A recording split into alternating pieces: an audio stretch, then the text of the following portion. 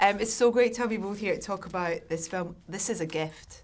This is just a gift to watch in the cinema and to have no idea where you're going and just to be entertained and to come out with questions for yourself, I don't know, it just made me really awake is kind of what I sort of felt from coming out of the film. So thank you. It's nice when a film makes you think and kind of you have a genuine reaction to it.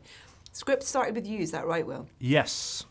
Talk to me a little bit about how that came about, the sort of adaptation of a Korean or an inspiration from a Korean film, is that right? Yeah, I had coffee with my friend Ari Aster in New York, and he lied before he said he had lunch. Oh, and okay. I caught him.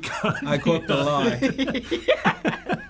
It would be a radically Donuts? different answer if it were lunch versus coffee, and he saw that. No comparison. And he's one of the producers of the film, Ari, and he had mentioned this Korean film called Save the Green Planet, which I had never seen or heard of.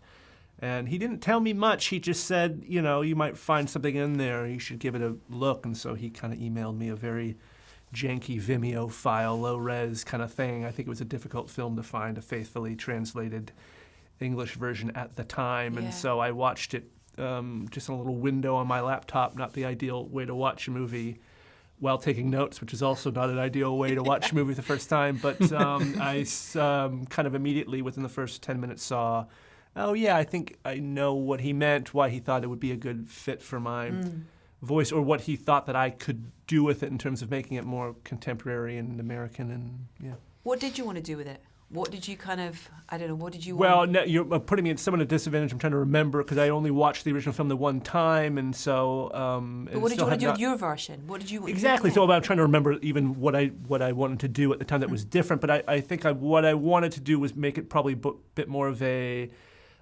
conversation in the room or in a series of rooms between these two characters from quite opposite ends of a cultural or ideological divide. Yeah. It felt like I was less interested maybe into the investigation of the crime or the crime itself or the sort of some of the torture elements. I think I was into the possibility. I'm always looking for good chat, and so it seemed like that was a good opportunity for lots of good, heated, tense, and funny chat that could maybe reveal something about the characters, and then maybe reveal something a little bit about our current, without putting too fine a point in our current political or cultural predicament.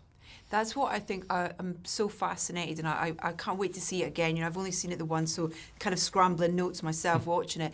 But the conversations that go on within the film are extraordinary. With those kind of, whether it be with Jesse and Emma, or with Jesse and Aidan, who is just a beautiful performance on screen, just amazing. The character's so interesting as well.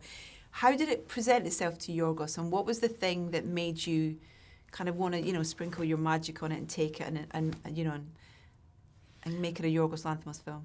Yeah, well, I just read Will's script, and I guess Ari Aster that developed it with Lars.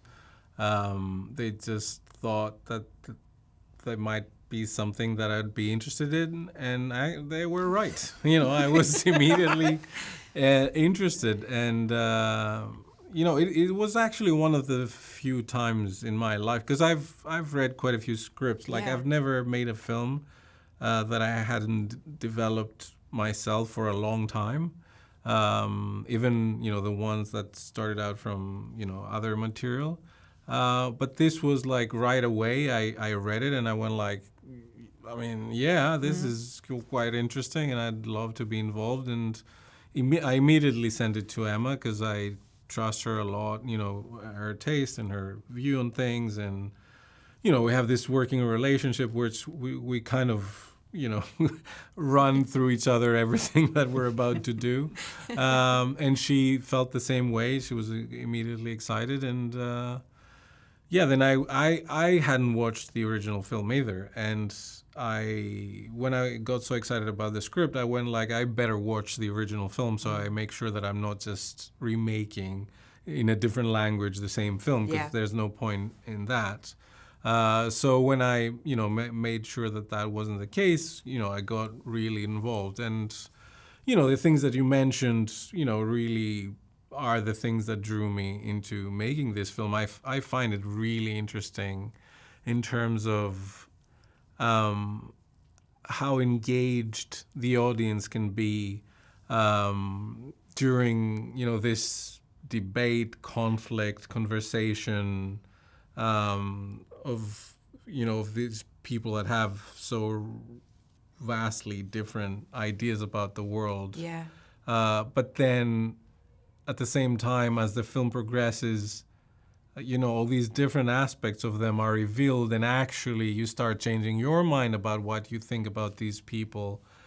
And at some point, you might even understand that they're actually trying to do the same thing and they're on the same side, or they just have to work together, although they hate each other's views of the world or actions. So it's very complex, and it's exactly the kind of thing that I enjoy, being engaged and, have my, mind and way of thinking challenged, and having my bias about things challenged. Yeah. And then it was, of course, if you look at it overall, the film, deals a lot with, human nature and humanity and the state of the world. And, as we were making it, the film became more and more relevant as time went by, unfortunately. Yeah. So yeah, there was a lot of things. It's the kind of sensual nature of it as well, the sort of the kind of the tactile nature of it. It's so you can kind of sort of smell things, feel, almost feel like you can feel things through the choices that you've made, and how you shoot it and the production design and where it's set, that house and the bees and all that kind of stuff. You're kind of almost like dodging out as you're sat watching it in the cinema kind of thing. Sound is a big part of that with this film, a combination of the sound design but also the score with the Erskine sort of thing, and where those worlds meet and where they're separate and things. That's such a beautiful dance that you've done in this film. And I was interested to what the conversation you had with Erskine about the music, because again, that's a relationship has gone through a number of projects now. Yeah, that's true. And the conversation was indeed very interesting and very short. Really? Yeah. Wow. Well, I'll tell you right now. So, as you said, I've worked with Erskine before on Poor Things and Kinds of Kindness. So we've, created this relationship, and always he composed the music before he saw any frame of the film shot. And this is the only way I found that I can work with a composer. I need the music before I start editing the film. Yeah. Because I found that, generally when you compose music while, watching something, it becomes a little bit too descriptive and, kind of reduces the scenes and the atmosphere of the film instead of like adding a different layer to it. So that was a given from the first time that we worked with Erskine. So, the first two films, he read the script, we discussed it, he composed music, I gave him feedback. He kept on doing that, and then I used the music while editing. And then we might have to do like a couple of extra things because, So this time around, I thought I'd push it even further, and I didn't allow him to read the script. He didn't know what the film was about. Monstrous. And I just gave him 4 keywords. I said bees, basement, spaceship, Emily Bald, and that was all. Pretty much the movie. It's pretty straightforward. Yeah. It's 5 words, actually. No, but someone said that, but he helped me out. Yeah. Emily Bald is like with hyphenated. Emily Bald's a Okay. hyphenated. So we've covered that. Yeah. That's crazy. So yeah, he just, and I also told him, because I knew that I wanted to juxtapose the claustrophobic kind of atmosphere of the film with really big, loud music. I just told him those words, and I told him, go big. Think of an orchestra, like let's work with a big orchestra, go big, knock yourself out. And, he started composing music based on these things. He went into rabbit holes of bees and basements and sounds and things. And Bald people. Yeah, like bald people. Like, I think he also thought it was going to be like a space epic. Or yeah, something. like he thought it was a science fiction movie. It's Yorgos' space opera, yeah. you know? So he went through all that, and there's like there were like pieces that were called Emily Lennon and Emily Mussolini, I think, something like that. It's not. He didn't have any idea what the film was about. So, and then I gave him feedback again, imagining what kind of different kind of pieces I would need in terms of atmosphere or pace or rhythm or whatever. And again, he composed the whole thing.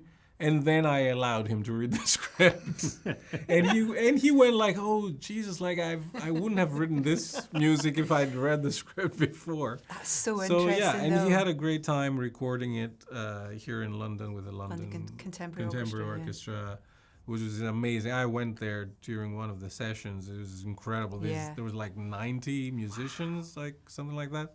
He wanted to break the record, but like someone told him, "Oh, we did one with 100 people," and he was like bummed that he wasn't, the composers that did the biggest next one version of the next one. Yeah. Well, what's great about what he does with it though is then you have these shots of a guy in shorts riding his shitty bike to work, and it's got this grand pathos in the music, and it's wonderful. Because I love that. It's so crazy to think about that, because like you say, there's particularly around Jesse's character, it's so kind of huge and kind of, but it's also got a kind of childlike nature to it in a way as well. And it's almost, I kind of almost saw it as almost, almost like if he's putting himself in a movie, it's what the kind of soundtrack would be in a way. Well, I mean, Jesse talks about that, like he views Teddy as well as like he's wanting to be a hero and likes to kind of save the world. So that kind of plays with that. And the other thing to say is that, which you mentioned as well, like Johnny Byrne that did the sound design also I've been working with since, The Lobster.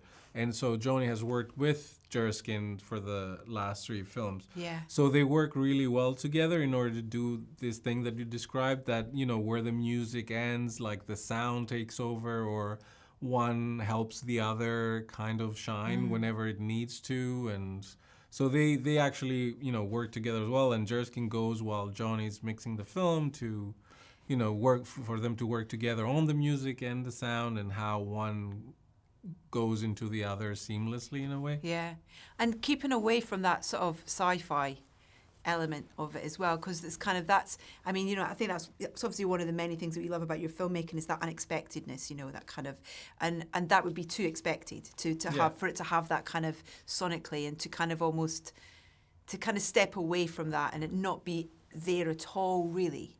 And I just don't want to give anything away for anybody listening who hasn't seen the film, but that's important, because again, like you say, us as an audience, what you're talking about, shining a mirror back on people, is that we are too quick to judge. We do kind of think we know what or who someone is. And that idea that as the film progresses, it's kind of, it's like shifting.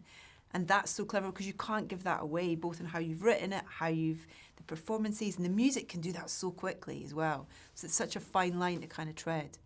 That wasn't a question, that was just me talking. Yeah, that's good. It's good, really good. So talking at you. I want to mention Jesse because it's a fantastic performance, and again, that sort of prevalent energy that's kind of there, and the constant his hair behind his ears and all that kind of stuff. The physical nature of that character is extraordinary. How much that's in the script, how much of that's in rehearsal, and that conversation that you have, both with him and Emma, actually, in terms of them being given the opportunity to bring these characters to life.